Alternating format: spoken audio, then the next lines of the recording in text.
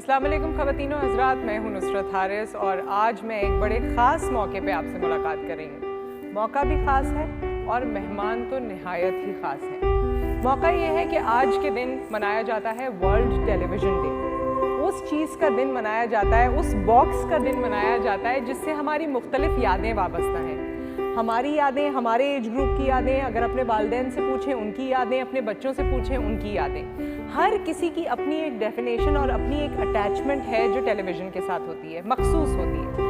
सो हमने सोचा कि आज के दिन को हम मनाते हैं और अपने प्यारे लोग, अपने लेजेंडरी लोग जो हमारे इर्द गिर्द मौजूद हैं और जिनको मैं हमेशा ये समझती हूँ कि जिनका ताल्लुक़ टीवी से ऐसा है कि हम टीवी को उनकी निस्बत से पहचानते हैं और उनको टीवी की निस्बत से पहचानते हैं। ऐसे लोगों से आज आपकी मुलाकात करवाएंगे और इस सब्जेक्ट पे बात करेंगे। लेकिन एक छोटा सा पीस ऑफ इन्फॉर्मेशन मैं और देती चलूँ कि यूनाइटेड नेशंस ने आज का दिन इसलिए मुकर्रर किया क्योंकि टेलीविज़न से सिर्फ इनफरादी इन्फ्लुएंस नहीं है जिसकी मैं बात कर रही हूँ कि मेरे जहन पे इन्फ्लुएंस हुआ, मेरी औलाद के जहन पे इन्फ्लुएंस हुआ, हमारे दोस्तों के जहनों पे इन्फ्लुएंस हुआ।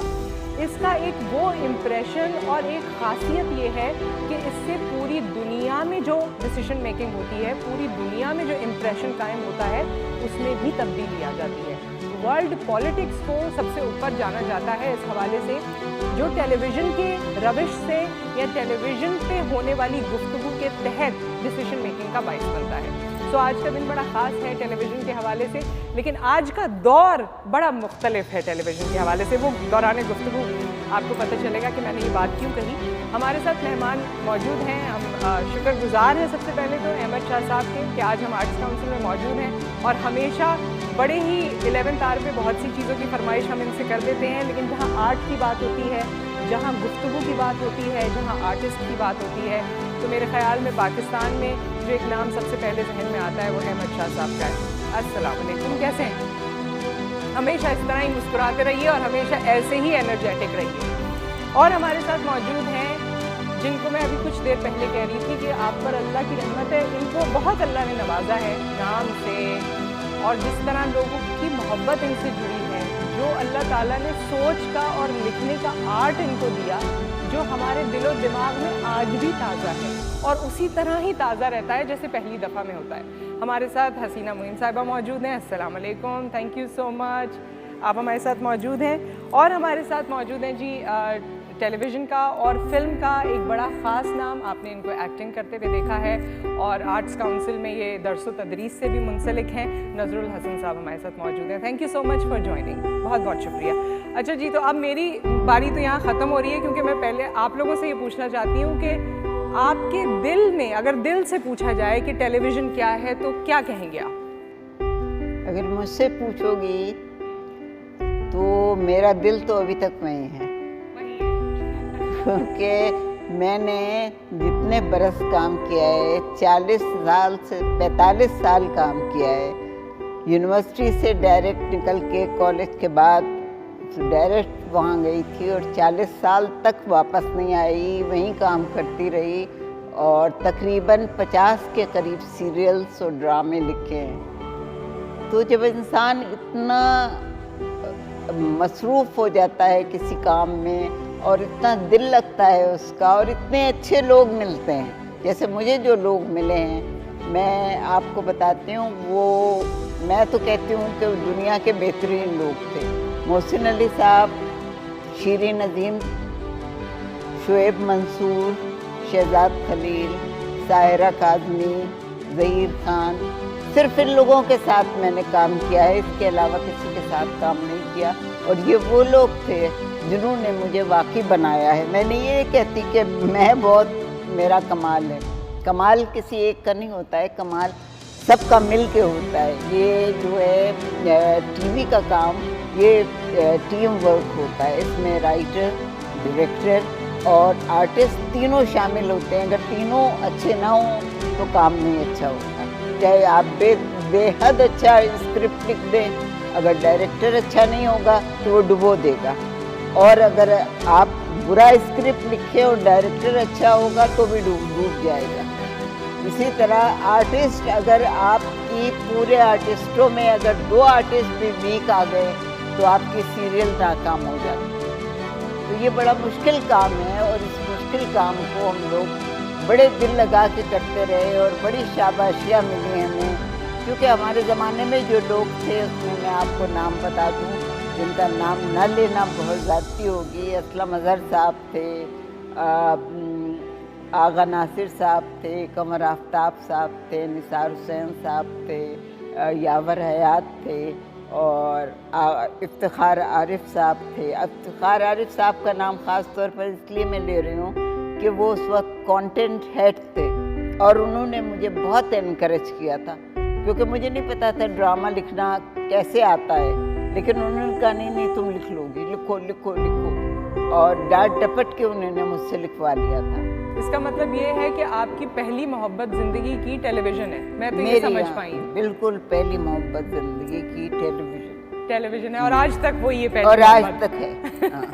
क्योंकि चाहे टीवी मुझे भूल जाए कि मैं नहीं भूल सकती, क्योंकि मुझे जो मुकाम उन लोगों ने दिया है और जो दिया था वो मैं किसी इंसान को भी नहीं भूलना चाहिए। आपको कोई रुतबा कहीं से भी मिले, अहमद ने मुझे बिला वजह ही एक रुतबा दे दिया, मगर मैं इनकी सख्त शुक्रगुजार होती हूँ कि इन्होंने, मैं काम वाम तो कोई ख़ास करती नहीं हूँ, लेकिन ये बहुत प्यार से इन्होंने एक रुतबा दे दिया, मैंने पकड़ लिया। कदरदान है आर्टिस्ट की, ये बात है। अच्छा शाह साहब, आपसे, क्योंकि आपने आर्ट्स काउंसिल की आपकी एक अपनी जद्दोजहद रही, उस पर तो खैर मैं आपसे 1-to-1 डिस्कशन करूँगी और पता चलेगा, लेकिन टीवी पे जब भी आपकी हम गुफ्तगू सुनते हैं ऐसे लगता है कि बहुत गहरी नज़र है आपकी, तो ये टेलीविज़न आपके दिल से कैसे जुड़ा है और आपके लिए कितना ख़ास है? अब मैं छोटा सा जब बच्चा था, स्कूल में पढ़ता था, तो कराची में 1967 में टीवी आया और लाहौर में 64 में आया।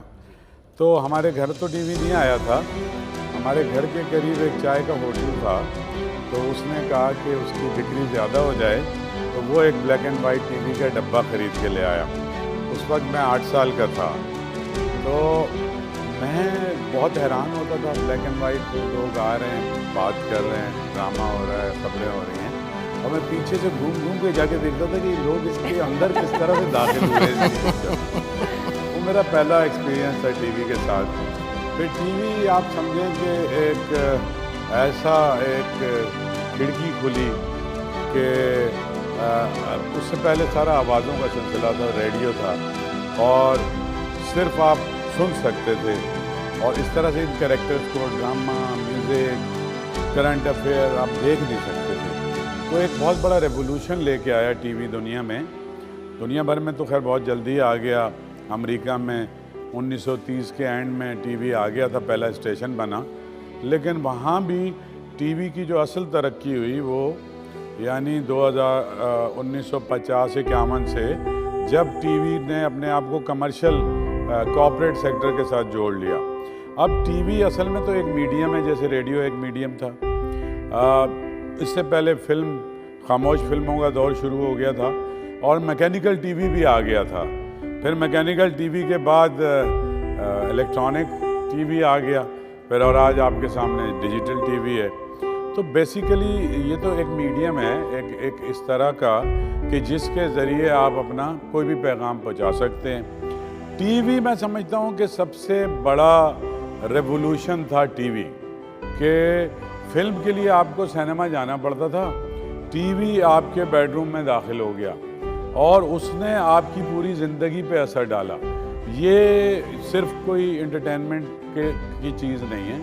लोगों ने तो ख़रीदा मालूमात के लिए कि दुनिया भर में क्या हो रहा है और अपने आप को एंटरटेन करने के लिए, म्यूज़िक, ड्रामे के लिए, लेकिन बेसिकली ये सब चीज़ों से जुड़ा हुआ है। जैसे आपने अभी कहा कि पूरी दुनिया की सियासत पे असरअंदाज होता है, सियासत से भी ज़्यादा पूरी दुनिया की मईशत पे असरअंदाज होता है, और मईशत और सियासत दोनों जुड़ी हुई हैं। और फिर पूरा और वो मईशत उस वक्त आती है जब कोई इन्फ्लुएंस बनता है। तो टीवी एकदम से इन्फ्लुएंसर बन गया कि मतलब लोग एकदम पागल हो गए कि यार ये क्या चक्कर है, ये कहाँ से आ रहा है, क्या हो रहा है। और उसके बाद ये हुआ कि पहले तो ये जो CBS अभी भी अमेरिकन टेलीविज़न है, ये पहली कंपनी है जिन्होंने अपना पहला टीवी स्टेशन लगाया 1930 वगैरह में। तो उसके बाद फिर जितने भी इंटरेस्टेड ग्रुप थे ना, अब टीवी पॉलिटिक्स के लिए भी इस्तेमाल होता है। टीवी आपको साबुन, अगरबत्ती, कोका कोला बेचने के लिए भी इस्तेमाल होता है। बल्कि बड़ा रीज़न टीवी चैनल्स के चलने की उसकी कमर्शियल साइड है। पहले ये था कि एंटरटेनमेंट से शुरू हुआ और भी थी पहले, तरबियत भी ऐसे लगता था, तरबियत तो अभी तरबियत पे आते हैं। टीवी शुरू हुआ कि भाई इसके ज़रिए मालूमात सारी दुनिया की पहुँचाएँ। मालूमात में फिर आर्ट भी आ गया, कल्चर भी आ गया और ख़बरें भी आ गई। फिर बीच में सेकेंड वर्ल्ड वॉर वगैरह में टीवी उसका बड़ा एक रोल था। सेकेंड वर्ल्ड वॉर में आपने देखा होगा, उस पर फिल्में भी बहुत बनी। तो टीवी ने क्या किया कि और टीवी इसके साथ साथ इंसानी ज़िंदगी में सबसे बड़ी मदाखलत भी है कि इसने आके आपके मामूलात तब्दील कर दिए। इसने अगर आपकी रीडिंग की हैबिट है वो, इसने इंसान को नाकारा कर दिया। इसने बाग की सैर छुड़वा दी। इसने लोगों के घरों में आपका मिलना जुलना छुड़वा दिया। इसने मियाँ बीवी के ताल्लुकात में ख़राबी पैदा कर दी। इसने बच्चों से आपको अपने बच्चों से दूर कर लिया जी। और फिर वो एक मीडियम अपनी शक्लें बदलता रहा, मैकेनिकल से इलेक्ट्रॉनिक, इलेक्ट्रॉनिक से डिजिटल, और अभी भी ये क्या हम कहते हैं डिजिटल, ये भी टीवी है। हाँ, लेकिन ये सवाल मुझे आपसे करना है। ठीक है, लेकिन मैं ये कह रहा हूँ कि ये मीडियम है। अब चूँकि साइंस मॉडर्न वो एडवांस होती जा रही है और उसका मकसद भी यही है कि ज़्यादा से ज़्यादा माल बेचा जाए, बात बेची जाए। रिलीजन की तरवीज के लिए भी इस वक्त 50 चैनल हैं और नेचुरल हिस्ट्री के चैनल हैं, एनिमल वर्ल्ड है, वर्ल्ड हिस्ट्री है, म्यूजिक के कुछ सैकड़ों चैनल हैं ना। आप देखिए कुकिंग, फैशन, हर चीज़ का चैनल है, हर चीज़ पे ऐसा you name it and we have it। TV का इम्पैक्ट बहुत ज़्यादा था। जी, नजरुल हसन साहब, आप बताइए, इनका तो अपना एक वो रहा। अब आपका ज़रा मुख्तलिफ आई होप के एंगल होगा टीवी के हवाले से, और टीवी से जो आपकी मोहब्बत है, रग़बत है, या और ये पीटीवी के दौर की बाद की पैदावार है, प्राइवेट सेक्टर की, ताकि उस पर ये फोकस कर सकें। हाँ, उसमें बताइए हमें टीवी आपके लिए। नहीं, टीवी के ऊपर तो बहुत मतलब शेर हासिल गुफ्तगू कर दिए हैं हमारा साहब ने। मेरे लिए मैं इसको एंटरटेनमेंट साइड से देखना एक तरह से शुरू किया, और ड्रामे पसंद थे, मुझे घर में लेके जाते हैं। मुझे जो याद है अपने बचपन की यादों में थोड़ा सा वो है, आबिद अली थे उसमें, दूसरा आसमान के नाम से एक सीरियल आया था, वो दुबई आना जाने का सिलसिला था, ऐसी कुछ कहानी थी। तो वहाँ से मेरा जो एक रग़बत है